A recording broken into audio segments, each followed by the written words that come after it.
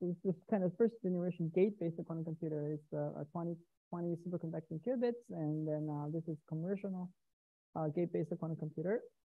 And actually, so what you can do right now is like customers can perform quantum computing over, run your code, right? Your circuit that you designed over the internet to use the IBM cloud to run actually the quantum computer. So the quantum computer is pretty noisy. So recently, my students run a quantum computer and run this and figure out there's a lot of noises there. It's fine. It's a quantum computer. And then, so in 2019 and 2020, so there's a big news around the world. So basically, the Google Sycamore, they had this 53 superconducting qubit quantum computer, kind of sampled the random quantum circuits. And then their computers completed this task within 200 seconds, while the estimate if you use the supercomputer, then you use the 10,000 years. Then this is kind of like quantum supremacy. And then right after that, IBM argued back and say, no. So like, if you have ideal supercomputers, it's not 10,000 years. It just take like 2.5 days. So this is not quantum supremacy. I don't even know like, how to define the quantum supremacy. But IBM basically says, no, this is not quantum supremacy. And then 2020, then China in the USTC, University of Science Technology in China, they said, yes, so we sampled kind of the bosons and the photons. This is called boson sampling. And they use this 76 photonic qubit circuit. And then this is called Jiuzhang, and they completed the task within 3 minutes, while a supercomputer might take the 2 billion years. So they said, okay, this is quantum supremacy. Okay. So these news are kind of like, hit the world, and everybody was so excited about, oh, they said, wow, we might see a quantum computer in the near future. And everybody was really excited about that. But today, my talk is like, I got to give you, this is kind of a dream, right? It's kind of, oh, a dream come true. But my talk might make you disappointed. Okay, you will see, you will see. But there's also hope. So,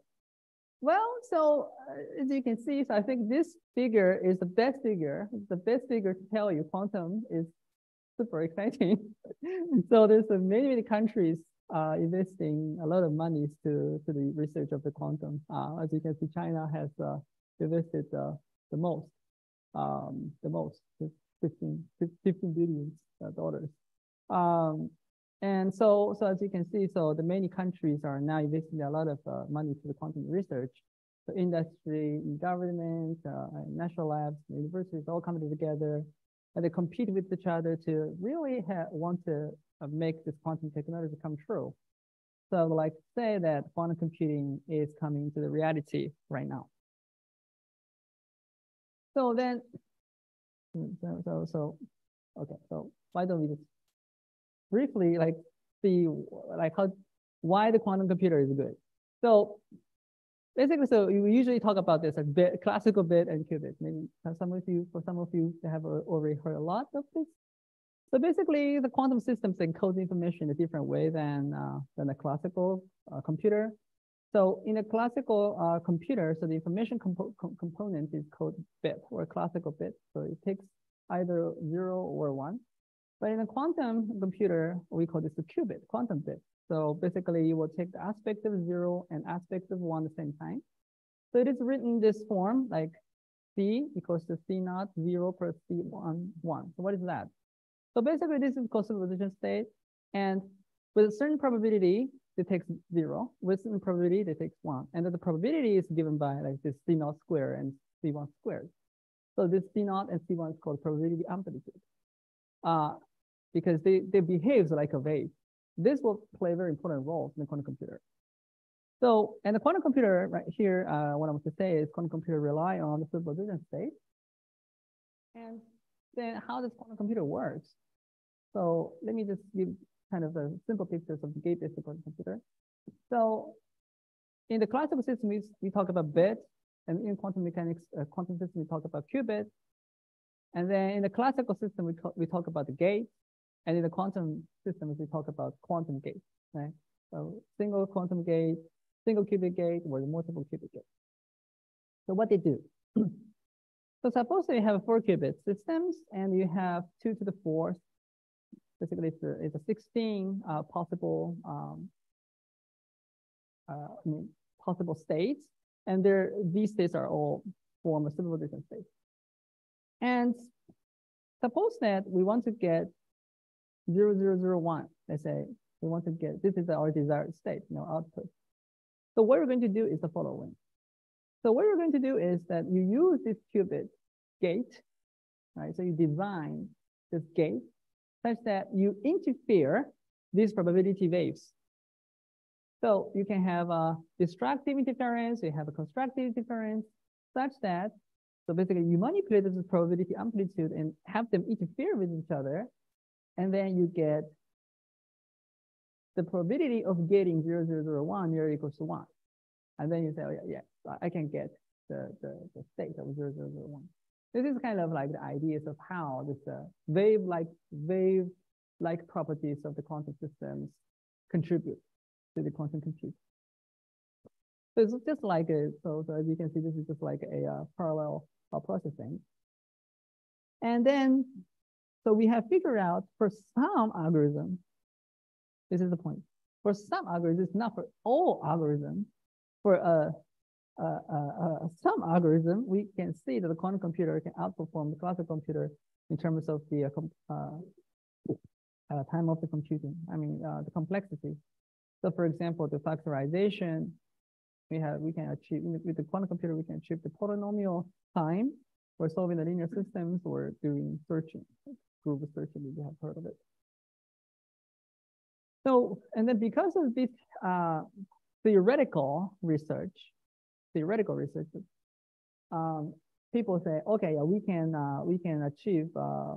might be able to achieve more applications. For example, like RSA key description, simulated chemistry. Maybe we can use it to develop for the drug development and discovering new materials, or early discovery of the cancer cells, or the root optimization, which is I need this root optimizations in Boston area particularly. really traffic jam every day. So then the question is this: quantum computing was fiction, was science fiction, in my opinion. But now it's coming to the reality. Why? How did we get to our to today's these exciting news, right? What are the factors that make the quantum computer becomes like a scientific reality right now? It was a fiction, but what happened? So I think there's a lot of factors. So because I'm doing theory, maybe you would say, because of there's a lot of this guy would say there's a lot of theoretical development, algorithms, but yes. But I would say the technological parts are always play very important roles there. So just like AMO physics, AMO physics was kind of a little bit of the winter, but because of the development of the lasers, lasers, the AMO physics is raised up, right? So same things in the quantum computing. Quantum computing was science fiction, but because of technology, it becomes the reality. Becomes more reality. So I can point out 2 factors. One is the fabrication of a good qubit systems. The other one is the quantum control. So right now we can actually fabricate a very good qubit system. Like we can characterize it and measure it and control qubit systems in the various platforms. For example, in the electron spins in the diamond, like nitrogen vector standards in diamond, superconducting circuit, quantum dot, atoms in the optical lattices, etc. So these are the we can fabricate very good qubits in these systems. And also we developed the quantum control for the noise decoupling. So for example, quantum feedback control in the cavity PED systems, or dynamical decoupling NMR systems, or other computer systems. So because of this, we can achieve the long coherence time for the superposition state, so that we can, we can keep this superposition so that, we can have this, we can manipulate the wave, probability wave interference, so we can, realize the quantum computer. Then what has been achieved from these technological developments? Well, it is near-term quantum computer, and it has a very specific name, named by Professor John Preskill as noisy intermediate scale quantum computer, and in short, it's NISQ computer. But it has a very a lot of limitations there. Okay, so the properties of this is noisy. So it's noisy, yes, it's noisy, and and it has a limited connectivity, and it has a limited number of qubits. For example, from 50 to a few hundred qubits. But now, if you say 50 qubits, fabricating the 50 qubits device is still very difficult. Okay, but still, it's still a distant goal to achieve quantum error correction. If you have 50 or a few hundred qubits, then you need millions of answered qubits to entangle. First, we have to entangle them with high fidelity so that they can do quantum error correction. So it's still a distant goal. But anyway, currently we do have this 50 to 300 qubits device. For example, in IBM, we have 127 superconducting qubit circuit. In the Cura, like, there, Cura, I have seen the Cura posted there. By Fisher Lukin's company, they have a 256 neutral atoms systems, and IonQ, they have a 79 qubits. So in Intel, they use this silicon quantum dots. It's a 26 qubits, but still they want to expand their scalability. So yes, so we do have the device. Yeah, this is true. We have this device, but we just cannot do the quantum error correction. So then the physicist asking this following question. Okay, so can we do any quantum computing task by using currently existing NISQ device? So this is kind of the very practical question we're interested in about. So in order to answer these questions, first we have to know. First question is, okay, we talk about the dream, but let's take a look at more precisely, say, how can we achieve the reliable NISQ device? And the second question is, suppose that we can achieve the reliable NISQ device, and what kind of applications we can do by using this device? So for the first questions, I studied this mathematical analysis on the trainability of the variational quantum algorithm. So the variational quantum algorithms is supposed to be a kind of one of the most promising strategy for the NISQ device. So I'm going to talk about this later more in detail.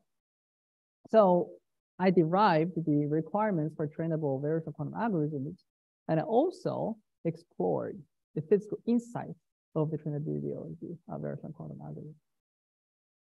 And for the second question, we have found that yes, so we can use the variational quantum algorithms to prepare the optimal quantum state for quantum sensing, to do quantum magnetometry particularly. So these are kind of my achievements in this field. So now let's talk about the reliability of this computer. So the NISQ computers are envisioned to contribute to quantum chemistry, for example, finding the ground state of a molecule, or solving system linear equations, solving combinatorial optimizations, and applying the NISQ computers to the quantum networking or quantum system. Okay? And one of the promising approach is called variational quantum algorithm. It's called VQAs in short. So what is that? So basically, it is a hybrid quantum classical optimization loop. So this is the idea. So let's think about this. You have a molecule, and let's say three nucleus. Okay, so you have a molecule, and then you want to find the ground state of this molecule. Yeah. So what are you gonna do? So you have the molecule, and you send into the quantum computer. And this quantum computer, the quantum circuits are parameterized by certain parameters. For example, these alphas, the parameters are, for example, the magnitude of the microwaves. Okay, so you apply the microwaves from different directions and the magnitude extent. You have them interact with them, right? But these parameters are something that you can tune. And then you send it to the quantum computer, you have output. And this output is a function of your parameters alpha. And then you measure its energy. Its energy is in the machine learning, for example, it's called cost function or loss function. And this energy is dependent on the parameters you can tune. And you send this cost function into classical computer. So this part is something that you can do by using quantum computer. But because we cannot use the quantum computer to do some optimization stuff right now, so you want to use the classical computer to help.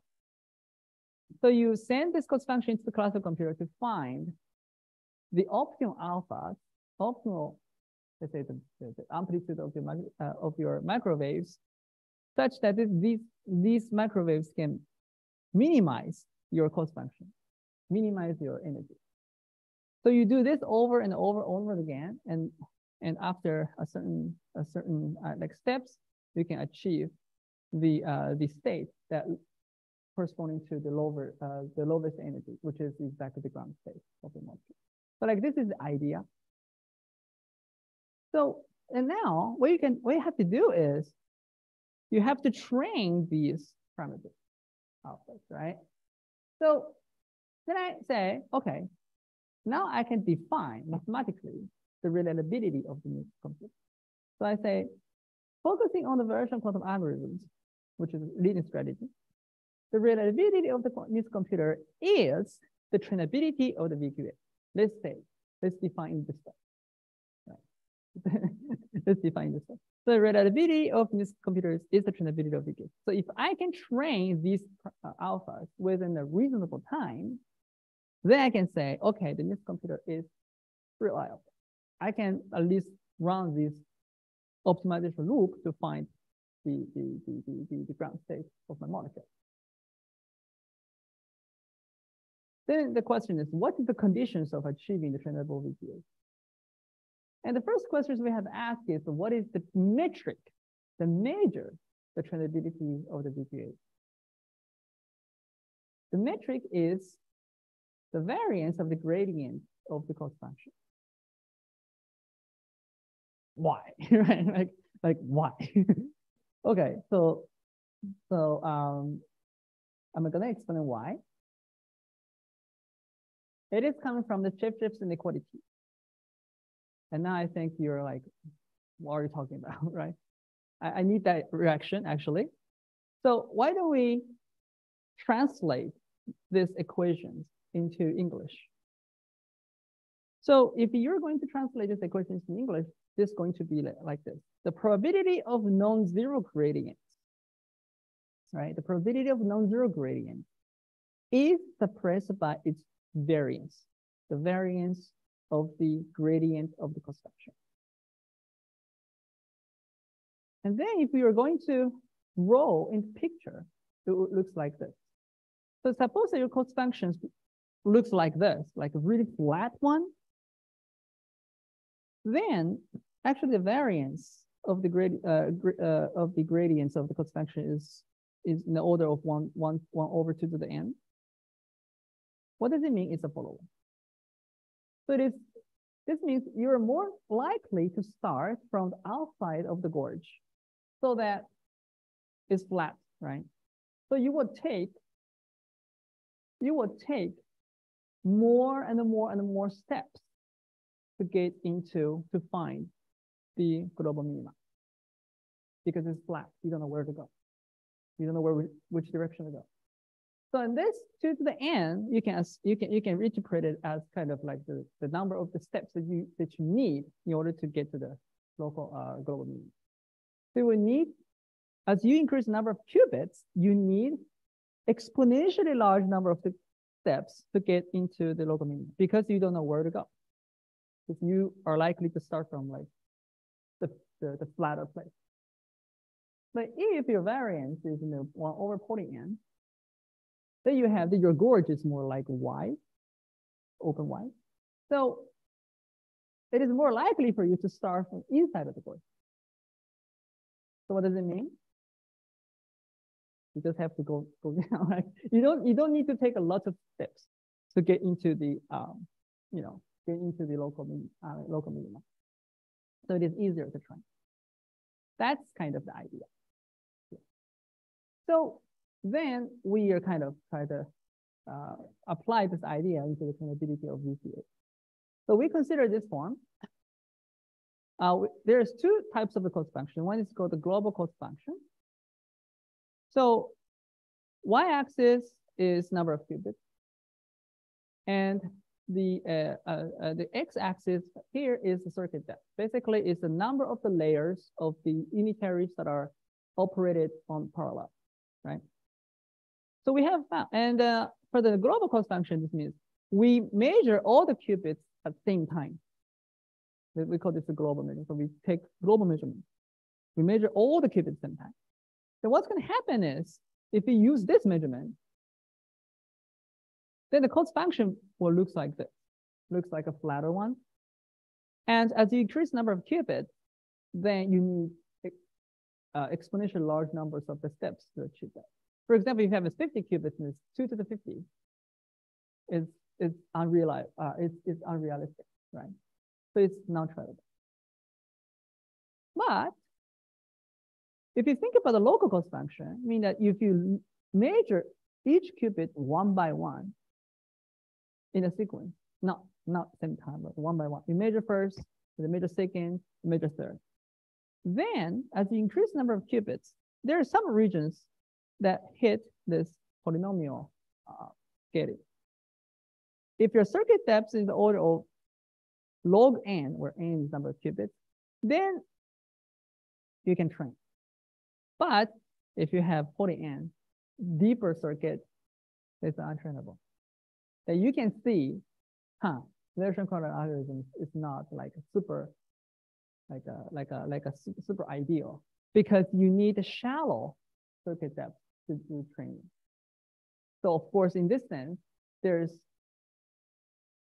the problem that we can solve is limited, right? It's limited by using variational quantum algorithms.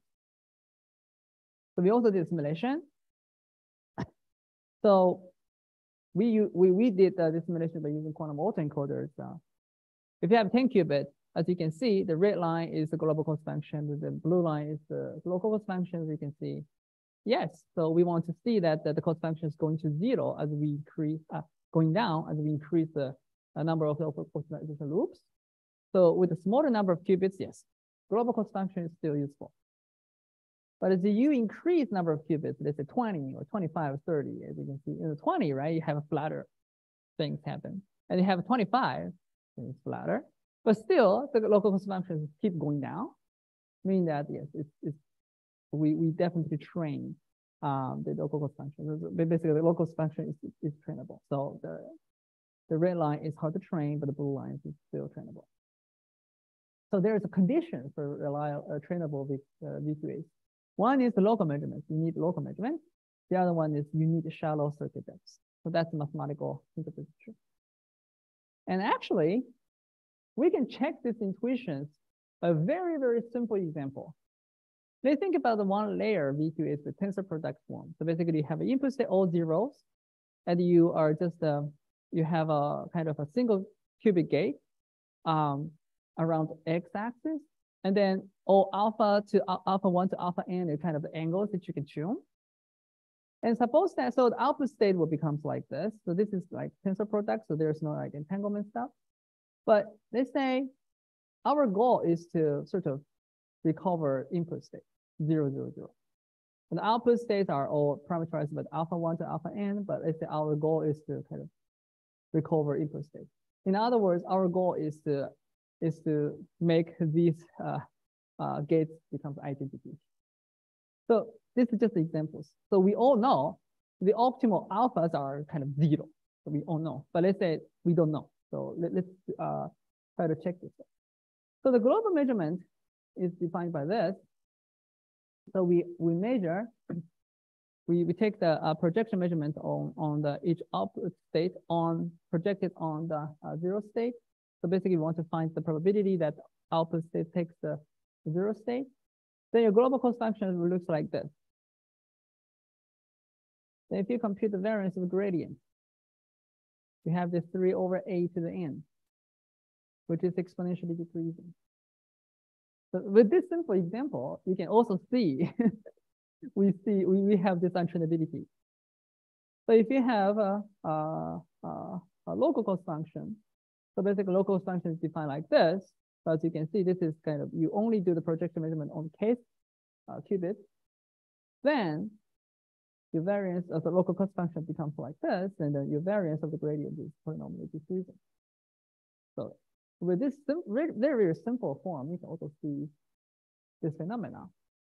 So then you can imagine if you have more complicated things, then you know the global cost function becomes more and more untrainable. Then the next question is, what is the physical intuition, insight of the trainability of the variational quantum algorithm? I will say this is still open question, but we have figured out this by only focusing on a very specific variational quantum algorithm called the Hamiltonian-based one. So this is called quantum approximate optimization algorithm, QAOA. So what is QAOA? As you can see, in every layer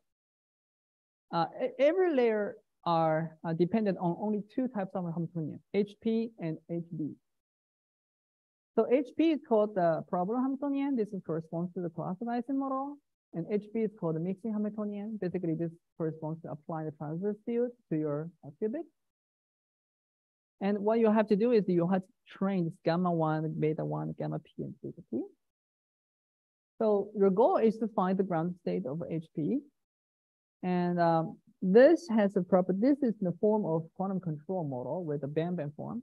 You sort of bam, bam. So you apply the pulse like this, bam, bam. But apply the pulse based on the HP, apply the pulse based on HB like this. So basically the gamma 1 and gamma beta 1, you can interpret it as sort of amplitude of your pulse. And this can be used for the combinatorial optimization problem. So what we did was the following. So we consider a kind of spin change systems. And we say the coupling strengths of spins are follow the binomial distribution. So basically, we have found that the mean of these coupling strengths and variance of coupling strengths determines the trainability. But this means and variance can also determine the controllability of the system. And there's a trade-off.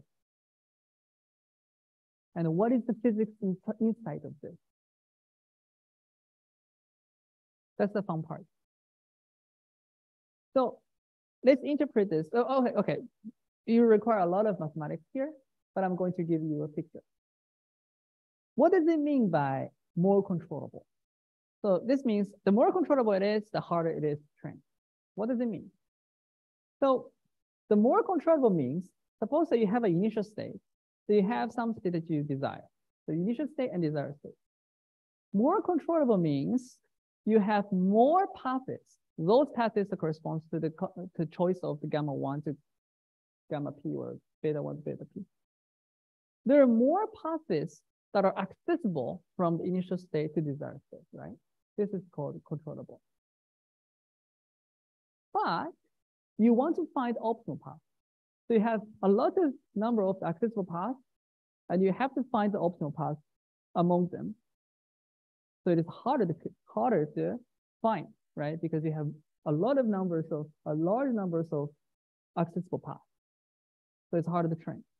But if it's less controllable, means you have a fewer numbers of the accessible paths from the initial state to the desired state.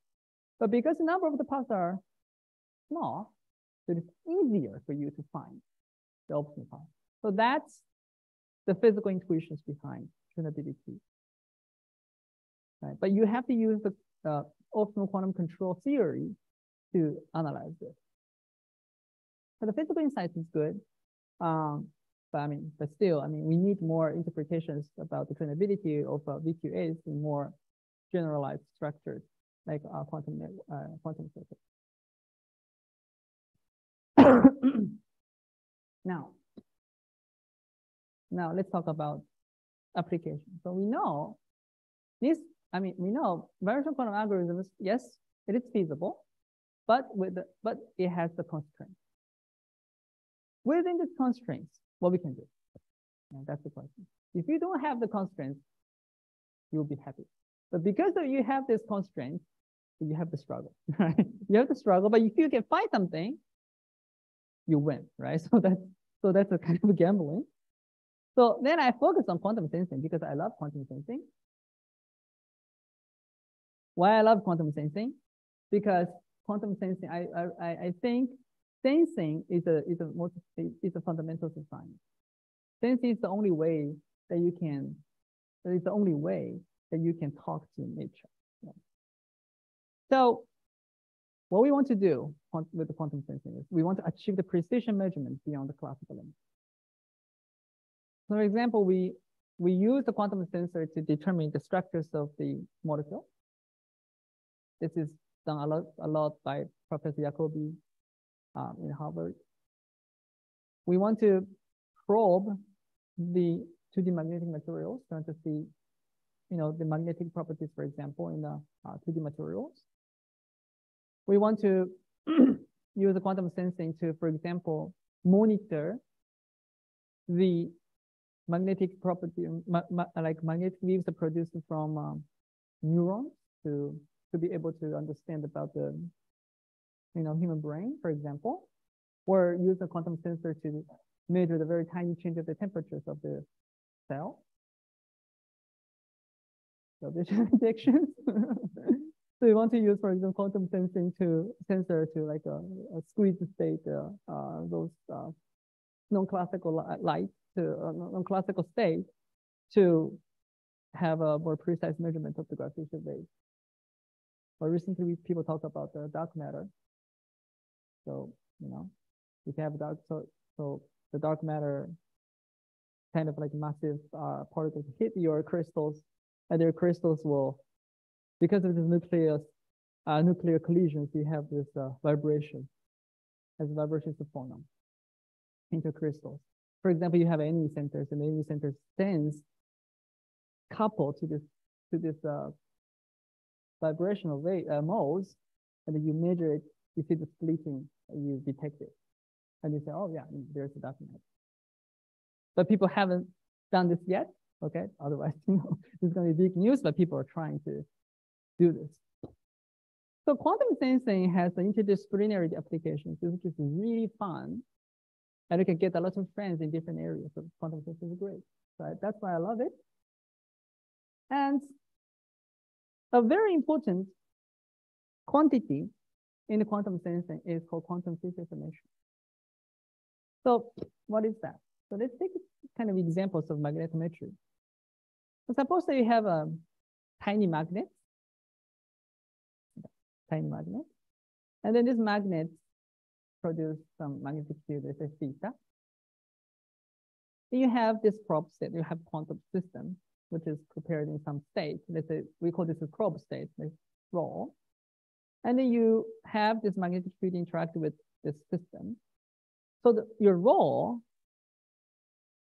so interaction, so you have interaction, let's say the interaction is W. Then your rho will be parameterized by this magnetic field. Sort of the magnetic field, the theta, is encoded into the state for the readout. And then you take some measurement, do some measurement, and you estimate the theta.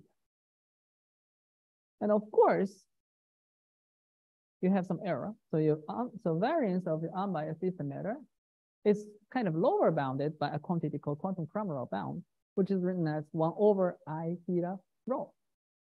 This I theta rho is called quantum phase information. So it is dependent on theta, that is dependent on the choice of the probe state. So we ask questions. we can see the larger the quantum feature is, you can say, the smaller the variance is. So the better your sensor is.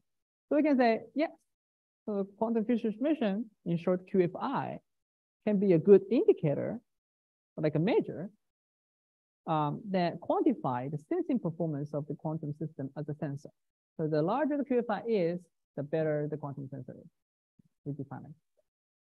However, we figure out the QFI is hard to compute with the quantum system.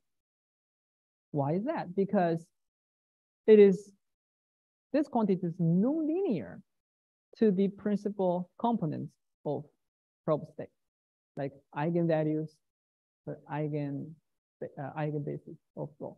So it's nonlinear. If it is nonlinear, it is impossible, basically. It is impossible to compute by the quantum computer. Okay, so this is kind of our headache part. But we don't give up. We say, okay, then we need a metric that are computable with the quantum computer to prepare the optimal state to maximize QFI. And then this is the open question came up, and then we just studied. And we did it.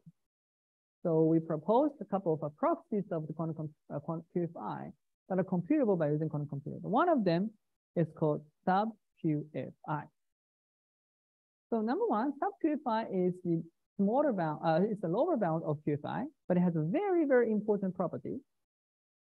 Sub-QFI share the same optimal probe state with QFI. What does it mean is the probe state, rho star, maximize sub-QFI at the same time it maximizes QFI. So if QFI is hard to compute, we don't have to compute QFI, right? We can compute this sub-QFI. We compute sub-QFI and using variational quantum algorithms to maximize it, then automatically, directly, this state can maximize QFI. So that's kind of the idea. So take home message is sub-QFI and QFI share same optimal state. Then the question is, how can we compute the sub-QFI? This is the quantum circuit that we propose.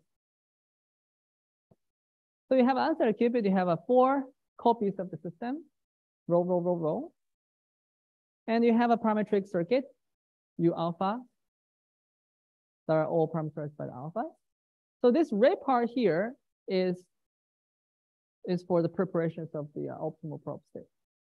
And you send system 1, system 3 into, you have system 1 and system 3 interacting with magnetic field theta. And system 2 and system 4 interacting with magnetic field with some error. So theta plus epsilon. And you apply the Hadamard gate onto answer the Qubit to generate the superposition state. And then you do the swap gate. So it's conditional swap gate. So if answer Qubit is in 0 state, you do nothing. But if the answer Qubit is in one state, then you do swap gate. So what does it mean? The swap gate means you exchange the state. You exchange the state between system 1 and system 2, and then system 2 to system 3, and then system 3 to system 4 in this order. And then you apply the Hadamard gate again, and you only measure the answer Qubit. You only measure answer Qubit, and then you get sub-QFI. Okay. And then you send this quantity into the classical computer, and you find alphas that maximize the sub-QFI, and you send the updated alphas to the circuit, and you do this loop over and over and over again until the alphas becomes optimal, until you find the optimal alpha. So sub-QFI is computable with quantum computers. This is the first message. And optimal probe state can be prepared through the VQAs on this computer. That's the result. So the take-home message is these computers are reliable under the conditions of local measurements and the shallow circuit depth. And these computers can be used for optimal state preparation to achieve precision sensing. So exciting path forward is we can extend it into the multiple parameter estimation. For example, if you have a network sensor, you want to estimate the many different magnetic fields. You have many sensors. They're all connected with each other, entangled with each other. And then the question is, can you find the optimal state for the multiple parameter estimation? So because it is about the multiple parameter estimation, so again, we have to think about the new metrics of cost functions. And you have to develop the VQAs for optimal state preparation. So this can be related to deterministic entanglement generation in the quantum networking. And another thing is, you have an optimal state, but if you want to get the precise magnetic field, you also need optimal measurement. And just finding the optimal measurement is very difficult. So we might be able to think about a VQA for finding optimal measurement. And of course, you have a noise. So in our approach, we haven't taken into account very strong noise. So, but usually, there's a noise because in this computer is not easy. So we need to think about noise mitigation. And then after doing that, we can propose how to implement the algorithms on different quantum systems. So, and this can actually have a lot of directions to explore. So it can lead to more new fields. For example, virtual quantum processing for sure. But you also have to, since you have to work on the noise mitigation, you have to understand the open quantum systems. Because you think about the state preparations from multiple parameter estimations, which is also related to the entanglement, quantum networking theory. And also we have to talk about like the quantum advantage in these computers.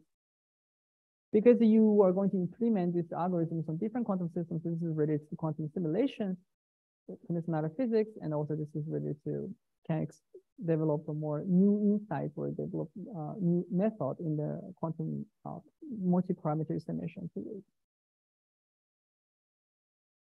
Well, so the acknowledgement. So I'd like to thank to Professor Dr.Akira from Quantum Engineering Group at MIT, who's my PhD advisor.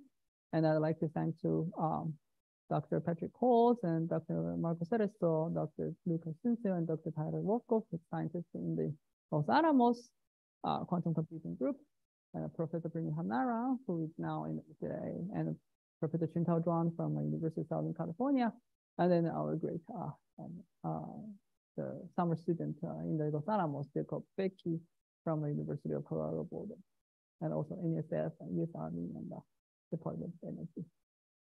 So yeah, so we're great friends and collaborators, and we're going to explore this very exciting journey together. So thank you very much for your attention.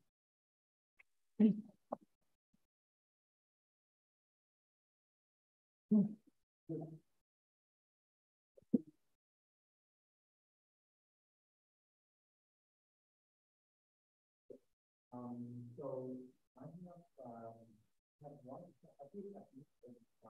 one question is about global and local measurement. Yes. So first of all, this is very yes.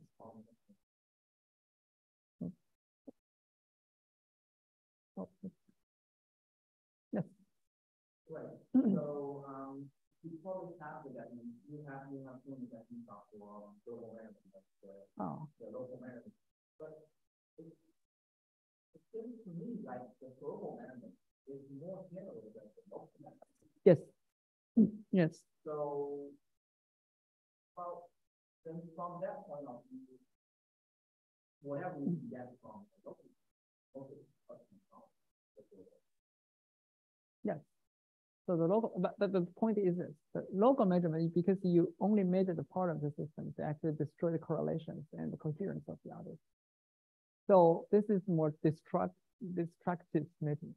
So the global measurement has to implement that all the fields all together. Yeah. And yeah. Not just yeah. But which one is easy?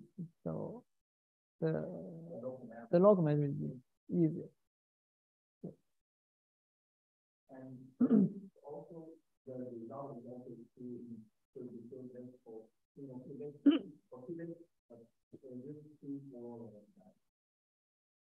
general type of thing. Yes. Yes.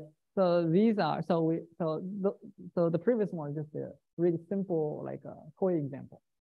But we proved in the more general structures.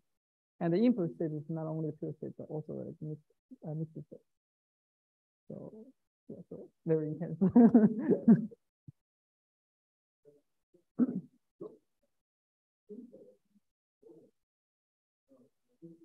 Yeah. You can, yeah, so that's the point, right? So you can train that. But let me ask you the question, what about the accuracy? Maybe not really good because you destroy the coherence and the correlations, the entanglement stuff. So maybe you have the accuracy because of this back action stuff, more strong back action. So maybe your accuracy is not good. Accuracy of estimating the alpha of the parameter system. Yes, we only consider that. But again, if you cannot train it, you cannot do work. So yes.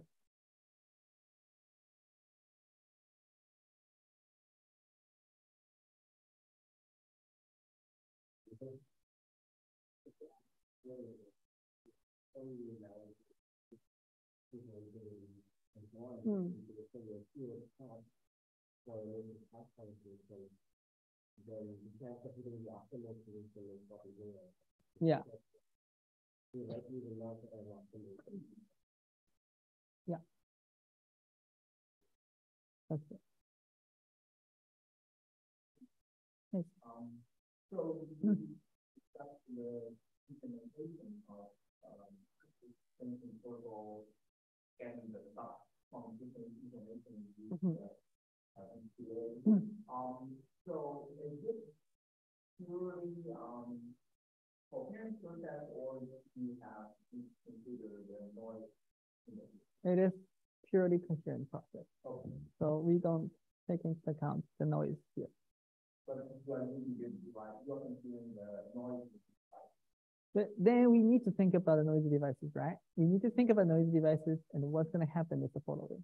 So if you include noise, even though you have shallow depths, you will hit ground plaza. You will hit ground plaza if your noise is very strong. So you need to also reduce the noise strength such that you don't hit this untrainability. So now there's no noise. For that, you have to get the shallow depths of the circuit that you can achieve this algorithm. If you have a noise, then you need to do error mitigation to reduce the noise strength. You know? The question is would this be practical in the NISQ system, or you have to implement a quantum error correction before the system? No quantum error correction, but quantum error mitigation, which is kind of not quantum error correction. Quantum error correction is circuit-based. So error mitigation is like more control. So you do feedback control, for example, classically. Yeah, and then try to reduce the noise and try to reduce the noise strength. And then you do this. And then maybe you can do So still a dream. Still open questions and still a dream. But near-term dream is not like this dream. I would say. Yes, please.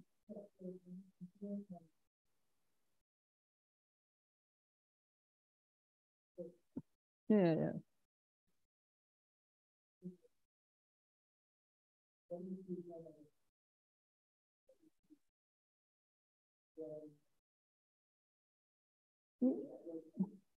Yeah, I mean, for network system, so basically, if you want to, so this is, so for this one, I would say,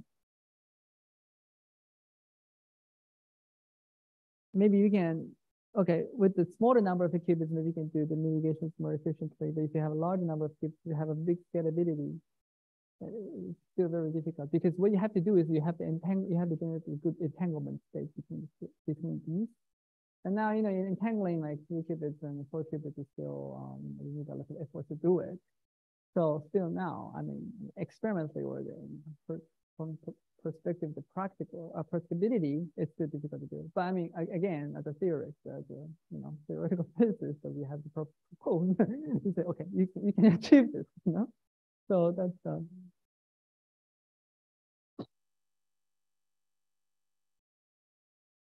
yeah, that's what I expect. Yeah.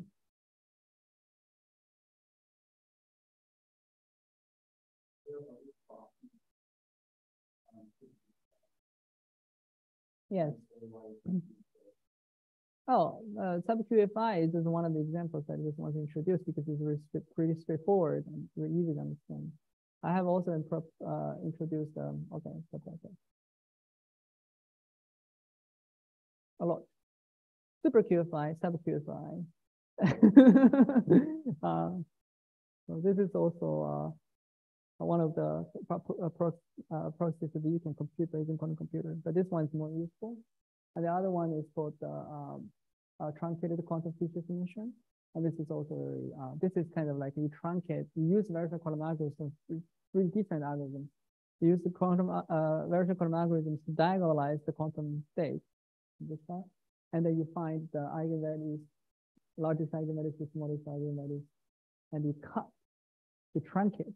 So for some like eigenvalues, if it is really small, you just ignore them. So you have a rank. Let's say you rank R, and you make this quantum truncated quantum feature matrices based on this rank R, like truncated density matrices. Of course, as you increase the rank, as you reduce the truncations, your truncated quantum feature space is getting approach to the quantum QFI. And for the truncated QFI, also, you can have this types of similar like same behavior.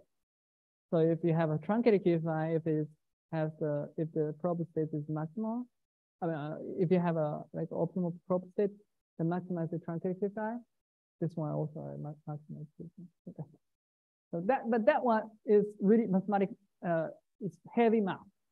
So if I'm going to talk about it, I think everybody is going to sleep. So I just introduce some QFI. One is not measurable by quantum computer, and the other one. Yes. So quantum feature estimation can be computed because it is related to the fidelity. And then, so what is the fidelity? So I can just write down the equation, which is very, very complicated. So you can see the fidelity of rho and sigma. Basically, is trace of first of all, we have the square. We say, okay, it's impossible to compute it in quantum.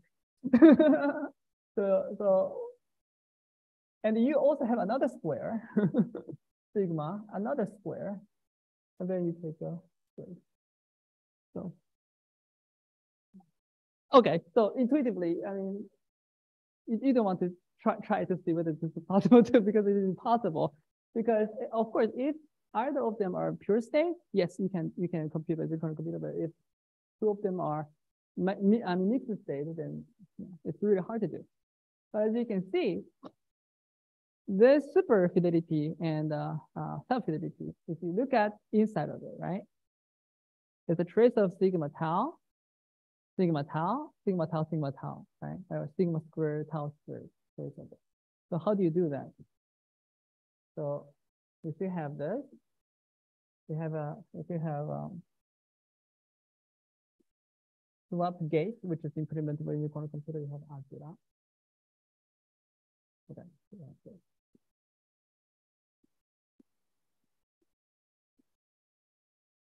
If you do this, you can get this. Meaning that it's like, yes, so it's possible to compute using quantum computer. So then this value is computable. This value is computable. Sigma tau is just, you just have to increase. I said sigma tau.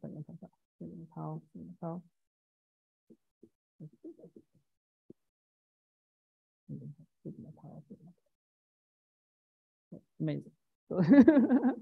So that's why I mean we want to use the sub QFI and super QFI to do, because it is possible to compute it. So yeah.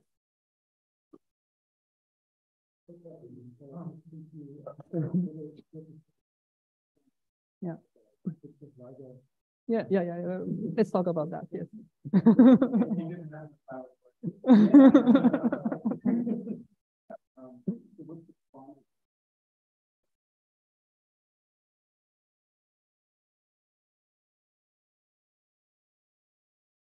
I mean, so I would say squeezing.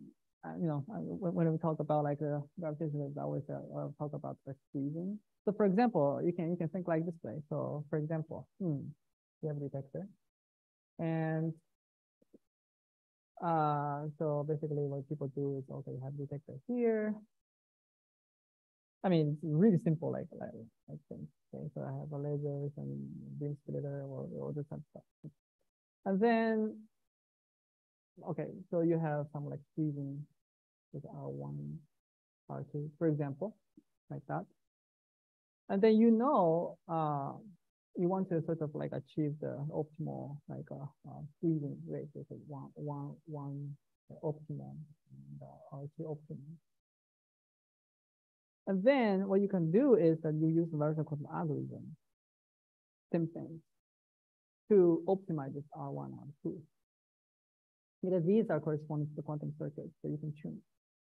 So what I'm saying here is kind of like, okay, I want to sort of, but variational quantum algorithms are developed in the discrete variable system, but not very in the very continuous variable system. So now you can answer the question and say, hey, but now a couple of people working on this, like for example, my friend Simple is working on that. You say, okay, do we have a variational quantum algorithm for continuous variable systems? So we can find the optimum R1 and R2, and then we do sensing. We do like the gravitational wave sensing, and then we can achieve the better like thing. So this is kind of like I would say kind of machine learning things, like like variational steps to kind of like about machine learning. So it's kind of like use these variational quantum algorithms to find the optimal R1 and R2, and then you do squeezing and it change the sensitivity of the detector. You have a sense of like what if you dial in the optimum, you have an algorithm for feedback. What should you do? I don't know. I'm sorry. I can't. I don't know. I hope I can have some like intuition or something to give to you, but I don't. At this stage, I don't have it. The Gaussian state, maybe you can analytically compute that, and then the Gaussian channel is very easy to see. I mean, it's feasible easily. So maybe you can think of the first. We can work on the like Gaussian state first.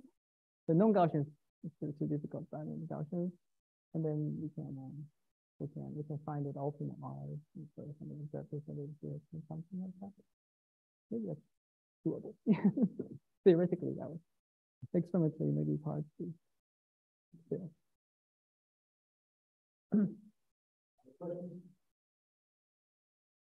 Thank you. Yes, thank you very much for your question.